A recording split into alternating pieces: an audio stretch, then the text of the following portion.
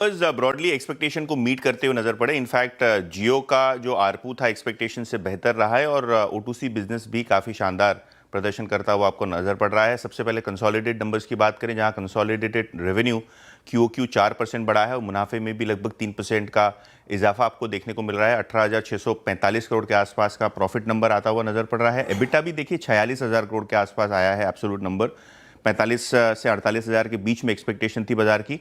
हालांकि मार्जिन्स में आपको थोड़ी सुस्ती दिखाई दी है सिक्वेंशियल बेसिस पे, लेकिन वो भी एक्सपेक्टेशन के आसपास ही आपको दिखाई पड़ रहे हैं।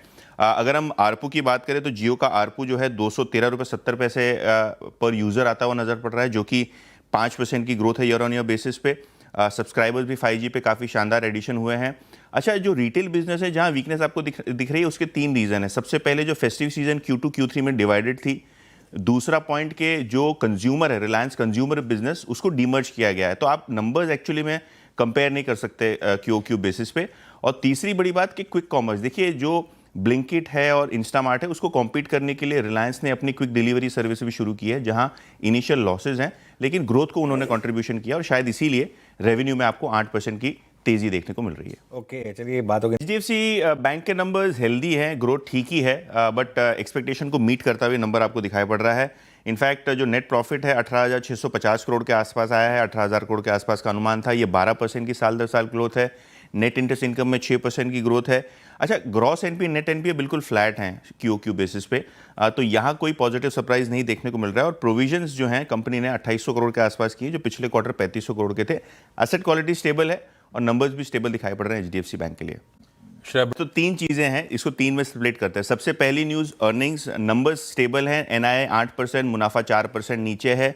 और अगर हम नेट एनपीए ग्रॉस एनपीए की बात करें तो वो भी HDFC बैंक के तर्ज पे थोड़े बहुत इंप्रूव हो रहे हैं सिक्वेंशियल बेसिस पे। लेकिन दाल में कुछ काला है। क्या काला है? 1300 करोड़ रुपए के agri related provisions ICICI bank ने इस टाइम किए हैं RBI के डायरेक्शंस पे। जो RBI का ऑडिट हुआ था तो थोड़ी बहुत जो परफॉर्मेंस थी और थोड़ी बहुत जो इन्होंने प्रोविजनिंग की थी, उसके ऊपर ओवर एंड अबाउट 1300 करोड़ का इन्होंने प्रोविजनिंग करवाया है RBI ने, जिसके कारण ICICI बैंक के मुनाफे पे 8% का इंपैक्ट आया है। 2 क्वार्टर पहले ठीक इसी तरह एक्सिस बैंक पे जो है RBI ने कहा था कि आपको एडिशनल प्रोविजन करने पड़ेंगे, तब स्टॉक 10% गिरा था एक्सिस बैंक का और लोगों ने कहा था ये कॉर्पोरेट गवर्नेंस इश्यू है, ये कैसे हो गया, ये ठीक नहीं है। ICICI बैंक को कैसे लेते हैं ये वो देखने लायक होगा। और तीसरी खबर है संदीप बख्शी का एक्सटेंशन, 2 साल का एक्सटेंशन ICICI बैंक ने किया है सब्जेक्ट टू RBI अप्रूवल। तो RBI अगर अप्रूवल कर देगी तो बख्शी साहब को 2 साल का कार्यकाल एडिशनल मिल जाएगा फ्रॉम द करंट कार्यकाल। तो लगभग ये 30 महीने तक काम कर पाएंगे ICICI बैंक के लिए। चलिए, और RBL बैंक बहुत ही खराब नंबर्स हैं। जो क्रेडिट कॉस्ट बढ़ी है और जो क्रेडिट कार्ड में स्लिपेजेस हुए हैं, उससे के कारण बहुत ही ज़्यादा इंपैक्ट आपको आता हुआ नजर पड़ रहा है कंपनी के परफॉर्मेंस पे सिक्वेंशियल बेसिस पे। हालांकि रेवेन्यू यानी जो NII है आपको साल दर साल बेसिस पे ऊपर ही दिखाई पड़ेगा, लेकिन क्लियरली यहाँ एक बड़ा इंपैक्ट आता हुआ नजर पड़ रहा है। और ये राइट ऑफ भी इन्होंने किया है क्योंकि शायद जो एमिरेट्स NDB का पैसा आ रहा है उसके पहले क्लीन अप क्वार्टर आप इस तर्ज पे उसको देख सकते हैं, दिखते स्टॉक कैसे रिएक्ट करता है। नंबर्स तो वीक की साइड पे दिखाई पड़ रहे हैं। येस बैंक नंबर्स यहाँ भी आपको कुछ खास नहीं देखने को मिल रहे हैं, लेकिन अगर हम ऑपरेटिंग प्रॉफिट की बात करें तो 25% का इजाफा, NII की बात करें तो 10% का यहाँ इजाफा देखने को मिल रहा है और मुनाफा 55% ऊपर है। तो ये एक काउंटर है जो फोकस में रहेगा। इसके अलावा अगर हम बात करें तो IDBI bank wash out counter है।